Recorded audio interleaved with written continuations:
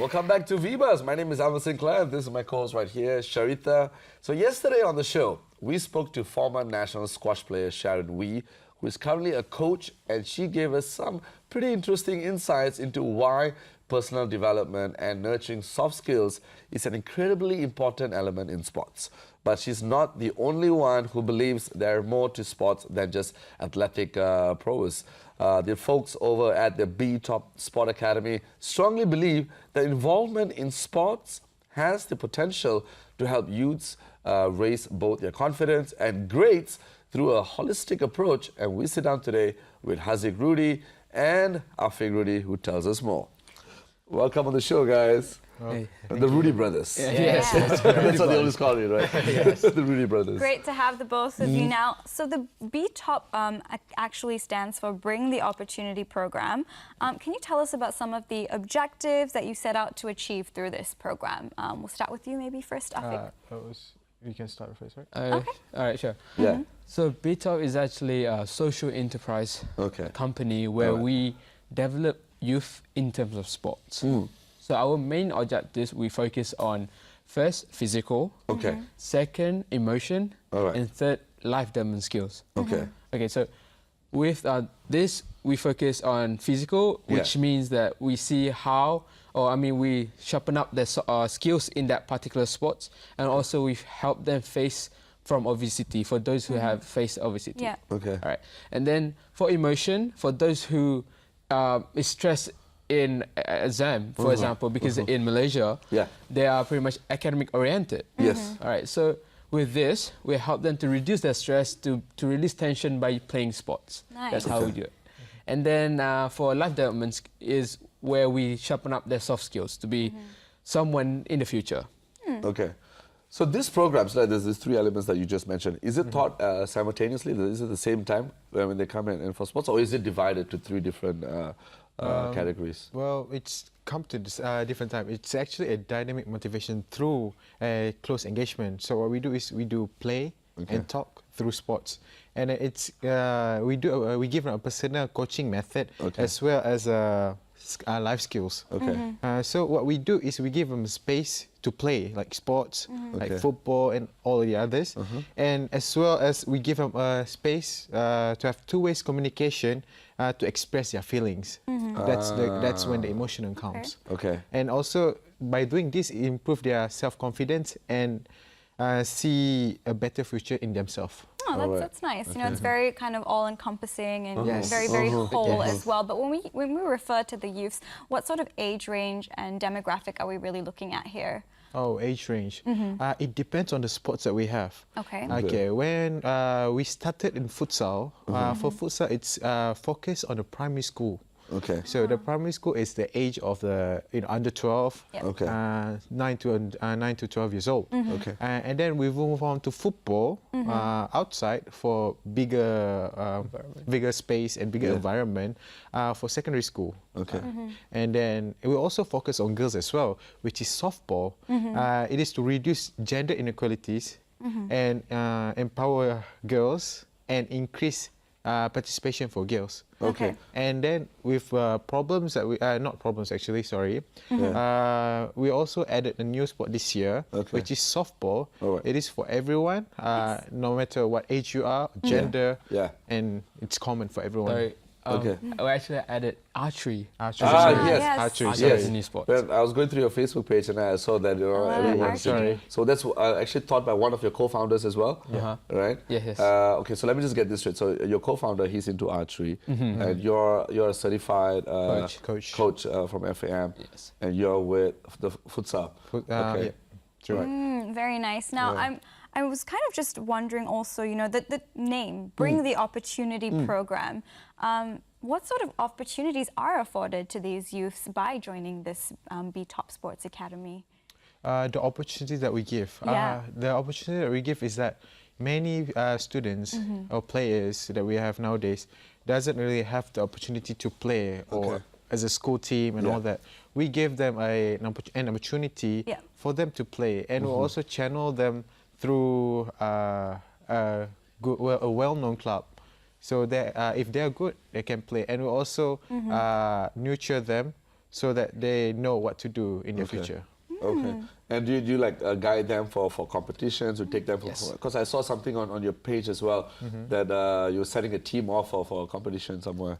Yes, last year I think, right? Yeah, I mean this year as well. This year as well. Okay. We had a competition in Pahang. Okay. So where we gathered all our players from Bachok, Kelantan. Okay. And these players is actually underprivileged. Okay. So we gather them, give them opportunities to play and travel and play with other different teams all around the states. So, yeah. That's fantastic. But you know, why do you feel like it's so important to do things like this, to scout for athletes from the more rural areas? What sort of benefits do you feel it brings to the community and to the individuals as well? Okay, so for example, these rural areas, mostly part in Kelantan where we focused on, they are pretty much underprivileged, which means they have less opportunities or less chances given to them. So we have to, someone has to do something towards them, right? So we feel like we're the right person and we can advocate them to do the right thing and guide them. So by doing that, we give them a chance to play, not only by the school teams, because you know how school teams are like limited players and not all of them will be selected, right? Right, so by doing that, everyone who has interest in that particular sports can join. So no matter how, like what age we set the price at the age, but then everyone can join. No matter like if you like obese or anything. All right. So let's say now, you're a certified football coach, right? So have you come across any athletes, outstanding athletes, while you were scouting? Yes, we have. It was this year where we had one player who is very talented. We channel them for trial and also a training where they have the exposure, and then if they want to pursue their future in football, they can. And if he doesn't want to, then he can go and then think about what he's going to do next. Okay, so you also channel them to the right path, to the right get them to the right clubs, go for trials and so forth. Well, that's really amazing. Some of the sports that you all do, like I said, archery and football and softball and futsal. What other sports you all actually concentrating on besides this? Besides this? Yeah. Maybe because it's only been our second year running as an organization. So we only focus on 4 sports. So later on the year or soon our aim is to expand more to different sports. That would be fantastic because I think, here on the show, we've spoken several times about how sports actually has the ability to kind of shape an individual, make them stronger and more whole as well, and instill more self-confidence and, make you a team player. The list goes on, really. But how do the both of you personally feel that involvement in sports has the potential to not only benefit the individual, but also to change lives? Maybe tell us from your perspective first. What it benefit me is that I was, back in the days, I was really not confident. I was really shy. I was pretty much an introvert person, kind of person. But then when it comes to sports, what they taught me was that, you need to be very confident. You need to face the rival. You need to be confident. You need to be strong. And then it taught me that if I talk properly and if I if I strong, if I'm strong and all that, the rival will be scared. Of course, Yes, of course. And then it also taught me about teamwork. Yes, and that's where if I don't know, if my friend, it also taught me about friendship as well. Because you get to meet a lot of people. Yes, you get to meet a lot of people. You become friends, obviously. That's how we, most of the time, we become friends, right? But what about you? Me, myself? Yes. I have to say I'm kind of like a shy person when I was a kid. I'm the type in the school where I would hide under the tables. Really? There's bullies and everything. And be like, all right, I'm just that scared. But by playing sport, I can express myself. And I actually have more friends by playing sports. More friends. I mean, like when I was a kid, no one backed me up when that kind of situation happened. But by playing sports, I have friends that actually back me up, support me in what I was doing. So I guess that's how sport is such a big role or such a big impact in my life. Awesome. Definitely. And what about some of the health benefits that you both have seen personally, Afik? Well, for me, I experienced obesity back in the days. So my weight was 80 kg, and that was when I was in 12 years old. Oh, wow. So, and then right after I play sports, I did a lot of physical. I jog every day, I run, and then all of this, I have aim of what I want to do in life. Yeah. So it changes me from 80 kilos to what I am today, 70 kilos. Oh, Yes. that's And 10 of kilos, course, that's you a know, big number. Doing it through something you enjoy and also builds just your person at the same time. Yes. It's like a win-win situation for everyone. But you know, the both of you also grew up in Australia. Was sports a big part of your lives growing up in Australia? How did that whole situation kind of mold the way you both see sports now? Well, yes. It changes our lives really. When we were in Australia, we started playing sports. It started with cricket, right? Cricket. It started with cricket, and then backyard cricket. backyard cricket. What's backyard cricket? It was backyard cricket, In and then Like you just play in your backyard. and then we lose the interest, right? Yeah. And then we changed to football. Okay. And then that's where we know our capabilities of playing and also coaching. We're more passionate into Yes. football. That's like the real reason towards it. Okay. So that kind of like sparked the whole idea to start this. Yes. It's like watching Lionel Messi or Cristiano Ronaldo playing, and then you're like, oh my god, I want to be them like that. Yeah. That's spark. And you see what your aim is. Like in life, I want to do this. I need to be really, I need to work really hard, and one day I will achieve it. Okay. Really interesting aspect there. You know, but why do you think that, why is youth and sports a cause that you hold really, really close to your heart though? Well, I guess because as I mentioned before, I was obesity. People doesn't really look at me, and then people think that, oh, you're obese. What can you do in sports? Yeah. But when that changes me, and then when I play football, and then I became skinny, not obesity. It really the way how people sees me and the way how I communicate with people is much more. It's more confident. Yeah, you got more confidence. More confident. Self-confidence. More self-confident, and then you see what kind of friends you are. You have. That you have. And what what about you? About me, why such sports is close to my heart is because I believe sports can change everyone's life.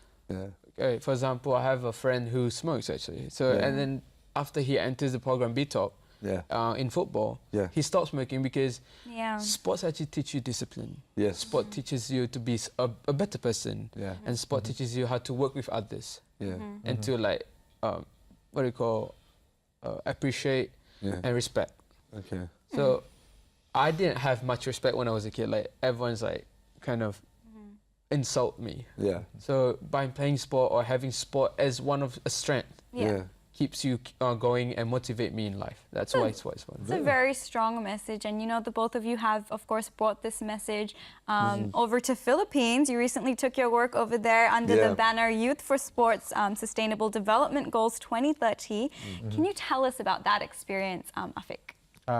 Sorry, I didn't go to Philippines. He did. Oh, okay. He did. Okay, so the experience was so actually the sport SDG Youth for Sports in Youth is a plan in Kazan, Kazan Action Plan actually. So where they discuss SDG. So SDG is actually Sustainable Development Goals, where they're focused in sports because themselves, UNESCO, believe that sport can change a person's life and change the whole as a whole. So we, BTOP, holds up two SDGs, which is SDG 8 and SDG 3. SDG 3 focus on health, and SDG 8 focus on economic growth. All right, so the experience there taught us how we can contribute or help others in need in our community, actually. For example, having archery is actually SDG 5, which is gender equality. So having more girls empowerment in that particular area. I'm interested to know what are the other goals for this program that you started was 2030 besides this? Before the agenda? Within the Sustainable Development Goals. So you mentioned, I think, 5 and 8 and 3. What are some of the other goals? There is SDG 11, SDG 12 and 13, which is equalities in life and peace. So, for example, we introduced archery, right? So archery is for all. So we're creating inequality between the community, so everyone can play it. Yeah. For example, the equipment for archery costs thousands. Yeah. So we created a PVC bowl where they can play, so everyone can play. Okay, you create a PVC bowl. Look at and that. those are some pretty kind of heavy goals to be kind of achieving. How do you feel that sports can achieve or kind of break through in some of these goals, such as gender equality? Yeah. Break into, which means like achieving some of the gender equality goals set out in the 2030 plan. So, for example, the softball, we call it like 3G, Girls Got Game, so our own Girls Got Game. Yeah. Okay. So by doing that, we have training for these softball players not every, like twice weekdays. Twice a week. So this changed the mindset of the community of, you know, like, okay, girls can actually play sports and not just sit at home and do dishes or some kind of things like that, right? So that changes the mindset, and that changes how community sees girls, or how they see sports in general. So it changes from unhealthy lifestyle to a healthy lifestyle. Nice. Yeah, I think that's something like, you know, a lot of us should be working towards too. Definitely working towards a healthy lifestyle.